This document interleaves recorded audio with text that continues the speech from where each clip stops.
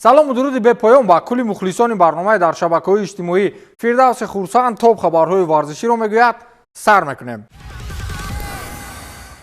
Жозе Мауриньо муқобили фазои футболи туркӣ ҷанги кушод эълон кард. Тасаввур нокарданист вақте Жозе ҳасту ҷанҷол нест. Дастаи Фенербахче ба Федератсияи футболи Туркия мактуб равон кардааст ки бозиҳои боқимондаи дастаро дар чемпионати Туркия доварони хориҷӣ ҳакка мекунанд. Ин мавзӯъ баъдан дар расонаҳои хабарии Туркия расонаӣ шуд ва журналистон дар фурсати муносиб ё худ дар нишасти матбуотӣ ин масъаларо бо худи португалӣ баррасӣ карданд. Жозе гуфтааст ки далели асосӣ ин аст ки аксарияти дастаҳо дар бозиҳо як доварро дархост мекунанд. Ин сабаби асосии дархости мо барои як довари хориҷӣ аст, изҳор доштааст Жозе Мауриньо.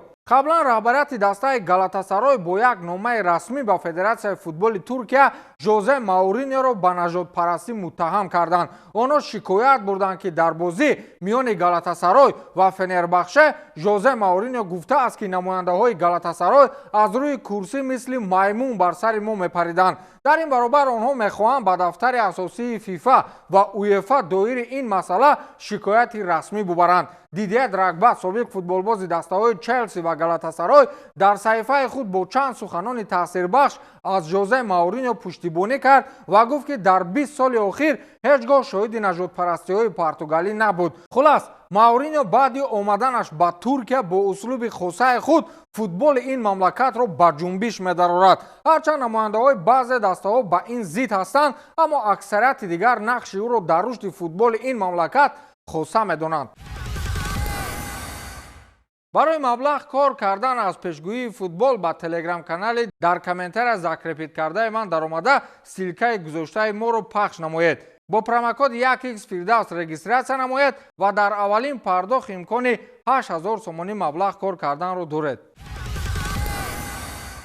Реал Мадрид ва Реал Соседад бозии хеле муҳими худро дар рақобати аввали марҳилаи нимниҳоии ҷоми Испания ба роҳ монданд. Бозингарони нав ба ҳайат ҷалбшудаи Реал боз бозиҳои зебои худро ба роҳ монданд. нақши асосиро дар ғалабаи муҳими дастаи мадридӣ футболбози ҷавони бразилӣ Эндри гузошт. ин футболбоз 1000 сол дар ҳайати Реал бозӣ накарда буд, аммо баромад ва ғалабаи ин дастаро таъмин сохт. Карло Анчелоти асоситарин қаҳрамон дар футболи ҳозираи Аврупо аз ҳунарнамоии Эндри ва Арда Гюлер тавсифи зиёд кард ва гуфт ки ҳарду нақши худро дар дараҷаи олӣ бозӣ карданд. Арда Гюлер ҳам дар маркази майдон ва ҳам дар хатти дифоъ бозии аъло дошт ва Эндрик бошад хатти ҳамларо ба хубӣ ҳис мекард. бозии ояндаи тими мадридӣ бо дастаи Реал Соседад аввали моҳи апрел иттифоқ меафтад ва Гюлер, Эндрик ва Андре Лунин ба гуфти Карло Анчелоти дар ҳайати асосӣ бозӣ мекунанд. натиҷаи рақобати ин дастаҳо ба як нав маълуманд, аммо шумо аз ҷуфти Атлетико ва Барселона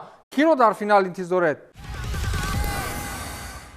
силсилаи голзаниҳои Муҳаммад Салоҳ дар бозии охир ба итмом расид, аммо нақши ӯ дар ғалабаи Ливерпул бебаҳо буд. Ливерпул дастаи Ньюкасл Юнайтедро бо ҳисоби 2-0 шикаст дод. Арне Слот бошад бозии шогирдони худро аз минбари майдон тамошо мекард ки чӣ хел Доминик Сабаслаи дар дақиқаи 11 тӯбро аз миёни пойҳои ду ҳимоятгари Ньюкасл мегузаронид. ӯ дар ду бозии охир пайҳам гол мезанад. дар ин баробар мерсисайдиҳо 100-умин голи Ливерпулро дар мавсим бо назардошти ҳамаи мусобиқаҳо ба самар расониданд. пас аз танаффус Алексис Макалистер аз паси головари Муҳаммад Салоҳ тавассути рикошет голи дуюми дастаи Ливерпулро ба ҳадаф расонид. ҳамин тавр Ливерпул бидуни сармураббӣ яке аз дастаҳои муддаии премияраи Англияро шикаст дод.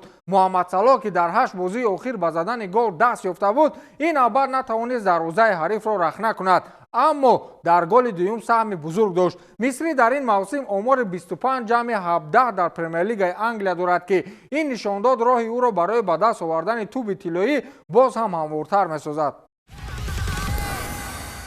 Криштиану Роналду барои харидории дастаи овозадори Валенсия камари ҳиммат бастааст. расонаҳои хабарӣ чанд рӯзи охир дар мавзӯи харидории саҳмияҳои бошгоҳи испанӣ аз ҷониби Роналду маводҳои зиёд нашр мекунанд. طبق اطلاع خبررسانی‌ها کریستیانو رونالدو با ولیعهد عربستان سعودی محمد بن سلمان همکاری‌های خود را برای به دست آوردن این باشگاه فوتبالی برآورده است. گفته می‌شود که رهبر فعلی دسته پیتر لیم نیز به این پیشنهاد ضد نیست. گپ سر آن است که پیتر لیم باید تا انجام موسم مسئله فروش سهمیه‌ها را نقطه می‌گذاشت و پیشنهاد همکاری با کریستیانو در حال سر زد که آنها طی چند سال اخیر با یکدیگر شناسی نزدیک هستند و در سمت مارکتینگ با یکدیگر در چندین لایحه‌ها شریک رسمی بودند. چند پیش کریستیانو برای خریداری سهمیه‌های باشگاه پیشنهاد رسمی کرده بود و در نهایت پیتر لیم آشکارا ابراز داشت که به نزدیکی سهمیه‌ها رسما به تابعیت کریستیانو رونالدو می‌دراید. حالا فوتبالباز پرتغالی در دسته النصر بازی می‌کند و همکاری‌های طرفین با شرکت‌های عربی برای او شانس الهیده است تا در بازار فوتبالی با چنین دستاوردهای منیجمنتی نویل بگردد. در میدان فوتبال باشد راه او برای رسیدن به رقم‌های زیبای هزار ادامه دارد. در موسم جاری رونالدو در تمام مسابقه‌ها 29 بازی گذرانیده با زدن 25 گل و 4 پرتافت گل‌آور دست یافته است. دسته‌های عربی دست از سر وینیسیوس جونیور نبرداشتند. آنها می‌خواهند از آمدن امباپه به این دسته هر چه زودتر استفاده برند. آنها می‌دانند که در خط حمله دسته مادریدی حتما برای تقسیم کردن موقع حمله میان دو لیدر باشگاه نزاع به میان می‌آید. چند وقته که امباپه در حال مطابق شوی بود، عرب‌ها این موضوع را باز نمی‌کردند. اکنون که کلیان خطریک‌های پای هم را برا می‌ماند، دسته‌های عربی از همین نزاع خرد می‌خواهند وینیسیوس را از ریال بگیرند. اما عجیبی کار در این است که با این پیشنهاد تیم ریال مادرید نیز مقابل نیست. دسته خریدار معلوم نیست، ولی نماینده‌های باشگاه مادریدی خبر دادند که از عربستان سعودی برای خریداری وینیسیوس مبلغ 240 میلیون یورو پیشنهاد همکاری شد. این تنها مبلغ ترانسفری یا خود مبلغ تنها برای ریال مادرید است که از جانب دسته‌های عربی پرداخت کرده می شود. در مورد معاش سالانه برزیلی در عربستان نماینده‌های ریال گفتند که بهترش مخلصان ندانند. گپ سر کدام یک مبلغ کلان هنگفت می رود.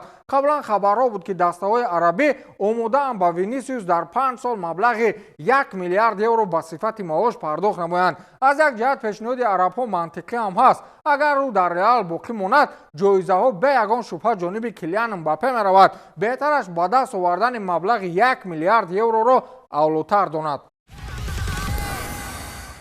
خوشخبر از مملکت پولشا. بچه‌های تاجیک در پولشا یک کلوب فوتبالی تشکیل کردند.